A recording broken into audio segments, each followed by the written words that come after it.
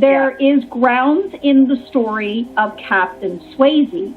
The problem with Captain Swayze is he never existed. He's not a real person. So, as I say, the Harmonious Coach House Inn may well have a ghost, but it is not Captain Swayze. And the reason that I know this is during my archaeological work on the War of 1812 in the region, we were looking at that time, we were actually at the other fort. Niagara-on-the-Lake has two forts. It has Fort George and it has Fort Mississauga. And at the time, we were working on Fort Mississauga. And so we were looking at all of the old stories and all of the historical references. We were looking at officers' journals from the War of 1812. We were looking at a lot of different things. And as it came up, the Harmonious Coach House Inn, some of the officers did frequent it for a drink. But however, there was never a Captain Swayze. And the reason we know this is because I actually, knowing the story and having told that story myself several times when I worked for the other haunted tour company, it just never quite sat right with me. Knowing that as a battlefield archaeologist, you know, it just didn't work in my head, these whole circumstances. So I started to look into the Swayze family in the area. Okay. And the Swayzes are a very well-known family out of Connecticut originally, and even landed in Virginia going way back. But as loyalists, they came as loyalists, the family resettled in the Fort Erie, Niagara-on-the-Lake region. It was quite a large family. There was quite a number of them, several brothers. I believe there was 7 brothers originally. But four of them came up here along with the father and the mother and several of the daughters. And so they owned property. They were given property by the British Crown. And so their property started in as close to me. I live in Port Colborne, but there was property they were given in the Ridgeway area, the Fort Erie area. But none of it was ever given to them in any area around Niagara-on-the-Lake except for a little town called St. David. Now, St. David is literally the next town over from Niagara-on-the-Lake. And so when you look at the allotments given out, at that time there was a fairly large allotment of 700 acres given to Colonel Isaac Swayze and his brother. And so they shared this plot of land. Now they built 2 homes on it. One was the brother's house, and that one is it's hard. I don't know. Ian, do you know St. David at all? A little bit, yeah. Okay, so do you know where the chocolate place is? The chocolate factory? Yes, in St. David? Okay, yep. So the house that belonged to Swayze was almost directly across the road from that factory. Okay, so that's where the Swayzes were. So the one brother and they had to build a home according to the regulations of the allotments. So the British government, the Crown, told anybody who was a loyalist that their house had to be at least 10 feet by 20 feet. It doesn't sound like a lot today, but when you're coming into an area that is wild, the trees are not cut. These are heavily forested areas. So you have to clear the land and you have to build a house within the first 2 years that you arrive. So you have to do this all by hand. So you're now cutting down trees and you're having to build, essentially log homes that fit this footprint in order to be able to keep your land. So that was the prerequisite. So it makes sense that the brothers combined their efforts and probably helped each other when they were doing this.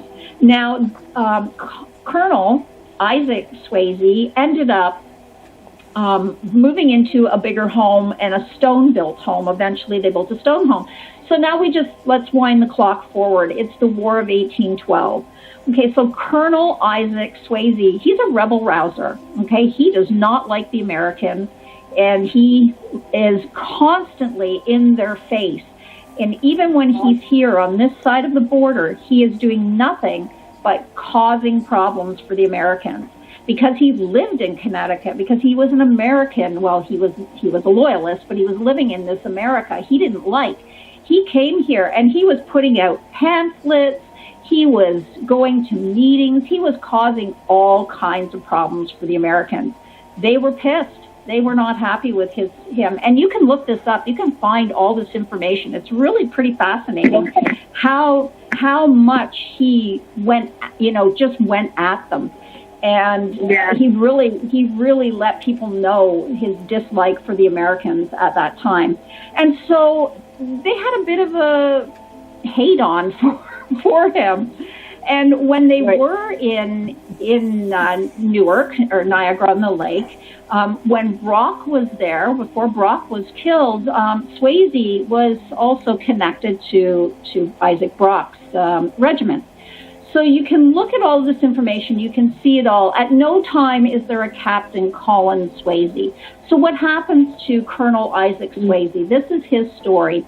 In St. David, after they had raised Newark or Niagara on the Lake, they started marching towards St. David.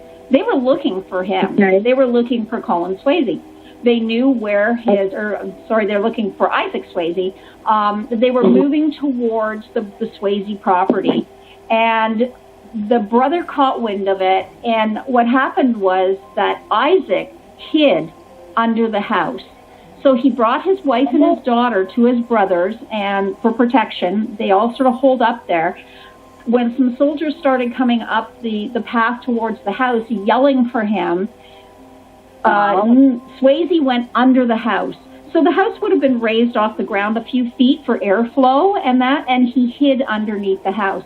The soldiers came into the house, and they actually grabbed his brother. They took his wife, his brother's wife, and the daughter, and I'm not going to get into the graphic detail of what's described as to what they did to the women, but you can imagine what they did, and they did do it. And then they murdered them, all three of them, both wives and the daughter, and then they bludgeoned Swayze's brother to death with a bayonet. And that blood from his brother, when his brother fell on the floor, it ran through the floorboards and down onto Isaac below. He survived. They did not. So after that, he was furious, of course. He was really, really angry. And he really started again into a lot of what we would call propaganda today against the Americans. But it went on for years. And he did end up in some political posts. He did, manage to move himself forward. But so that horrendous incident is the story for the Angel Inn. Now, what's the connection? Because it's not even the same town, right? You've got St. David, Queenston Heights, Niagara on the Lake. How did that get wrapped up into the Angel Inn? What happened is in the 1930s, when Niagara on the Lake was starting to become this little tourist destination, the couple that bought the property wanted to have some kind of historical reference to the property and wanted to get tourists to come. So they did a little digging and they went into some archives in town. And obviously, if you're not familiar with looking at very old handwritten documentation, you're going to make mistakes. And this is where this story comes from. So I've looked at this exact documentation. It's written in hand. And what it says is, you look at the names, you go down, you can see the names, you can see some stories.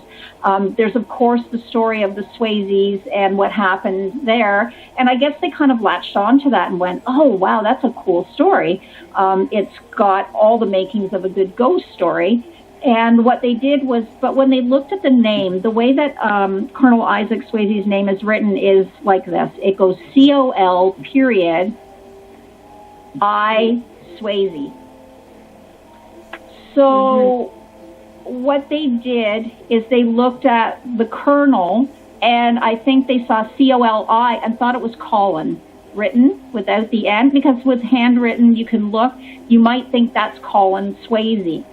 And because he was military, and it does say that, but because they misreferenced COL instead of colonel, they gave him captain. So they called him Captain Colin Swayze. Never existed. Okay. He doesn't exist. So it was really Colonel Isaac. So C-O-L-I and then Swayze. So you can see how the mistake would easily be made from people who are not used to reading old, old registrations, officers' registrations, old papers, whatever, documents. So they took the story and they kind of ran with it and they attached it to the inn. And that's how they started to promote themselves, as a haunted inn. So it was a haunted destination. So they're one of the first ones in Niagara-on-the-Lake. And that's kind of a cool story, too, because they're one of the first ones to actually come forward and say that their inn is haunted. And, of course, it brought tourists. And it brought tourists to the destination. So the story has just been propelling forward ever since. So the story itself has become, I'm not going to say truth because it's not truth, but it is the story that everyone tells. And while it's a fun story, I think that the whole story is more interesting than the made-up story.